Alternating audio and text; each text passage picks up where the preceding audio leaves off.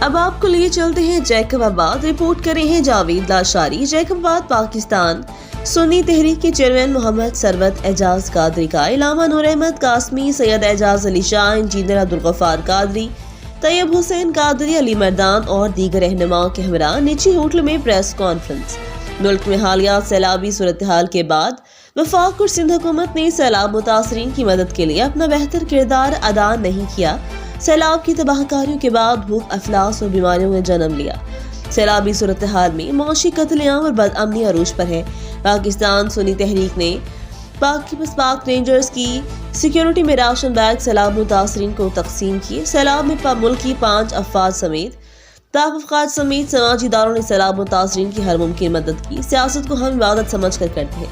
حکمرانوں نے اپنے اوپر درج مقدمات ختم تو کروائے، اب تو عوام کو ریلیف فراہم کریں. ہم جنس پرست بل کے منظور ہونے کی سخت الفاظ میں مذمت کرتے ہیں. ملک میں چہروں کی نہیں بلکہ نظام بدلنا چاہتے ہیں.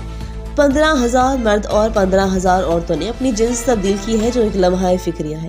ہم جنس پرستی کے بل پر اسلامی نظریاتی کونسل کو تحریری طور پر خطوط لکھے ہیں. پاکستان سنی تحریک ماضی میں دہشت گردی کا نشانہ بنی تھی. مزید خبروں کے لیے دیکھتے رہیں ریڈ نیوز.